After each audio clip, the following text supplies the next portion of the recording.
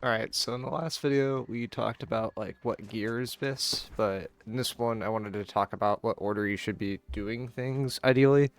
Your first prio is to hit level 66. If you aren't level 66, you can't get access to the new drops, so at least hit that. Going to level 70 isn't a bad idea either because it will just give you more stats, and stats are good. And then after that, you have two main goals. Your goal number one at this point is to get soft fists because the Emerald Crystal's already reset. If you're playing yesterday, your first goal was to get to max Emerald Crystals. For everyone else now, it's like it should be pretty easy to get 4K in a week. I really won't worry about that too much. So you want to try to get access to good gear that you want to then upgrade. This spider cave is the current best spot. If this gets nerfed, the other one that we were messing around with early on was this one. The spider cave is definitely better, but it's more populated, so this mercy readout is definitely a good backup option. And I'm sure there's others like it. The main thing that makes these spots good is they're on the main story quests, and the main story quests basically have instant respawns. Uh, and because they have instant respawns, because they're on the main story quests, you can just farm the mobs really, really quickly for drops.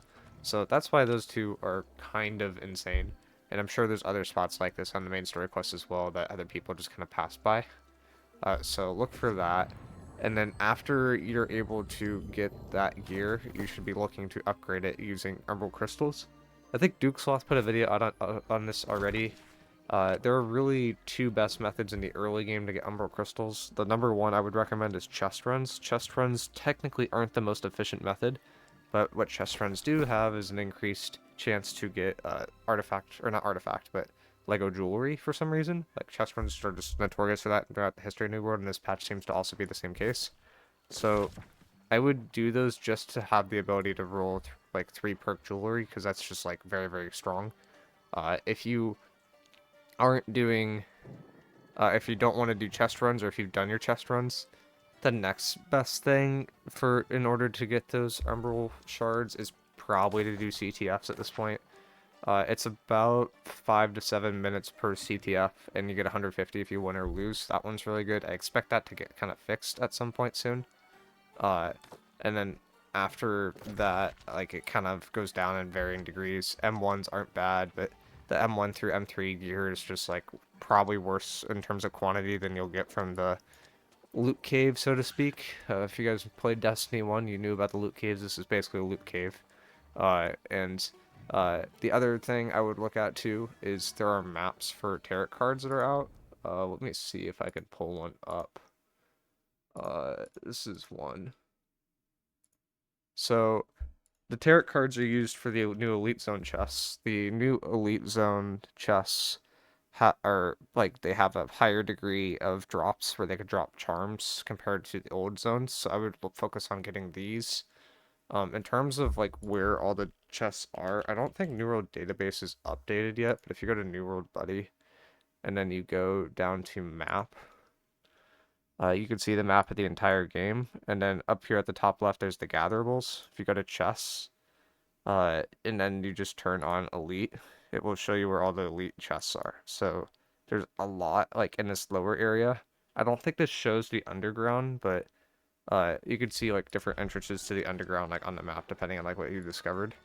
So where's an example? Like this would be an underground.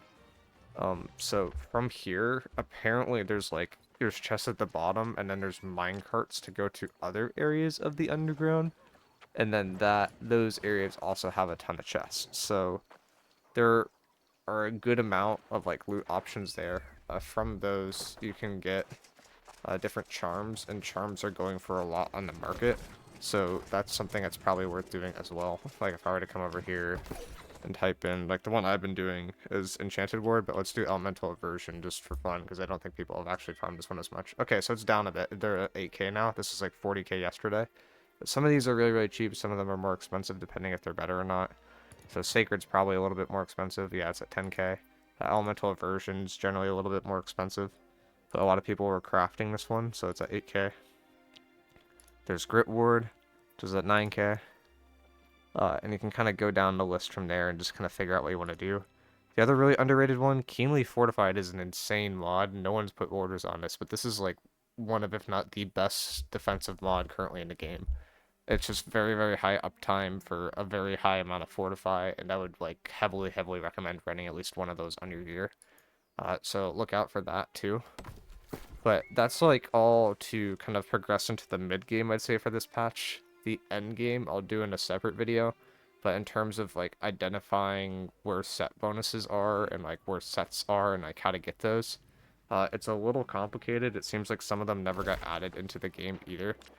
But for now, I would just focus on, for most people, unless you're like really, really advanced, I just focus on the chest runs in order to get really good jewelry. What you're looking for on earring, in my opinion, is fortifying toast, healing heart, refreshment, and then a gem slot, and then the last slot's a little flexible. Uh, and then in terms of other options, you can look for umbrals to just progress your character that way. The other thing that's noteworthy for this week, if you go to activities, and you go to mutated, it is an Empyrean week, and Empyrean has Inferno artifact, which I don't know why it's not showing. And it also has the artifact Rapier that has Burning. I think both of those are arguably best for PvE this patch, so I'd just recommend doing an M1 just to get those.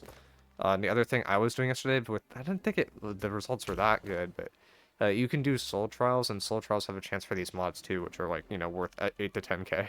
So it might just be worth doing them. They're really, really fast. Like, if you get the mod, you get lucky. You kind of make a lot of money right now, so I just recommend doing those as well.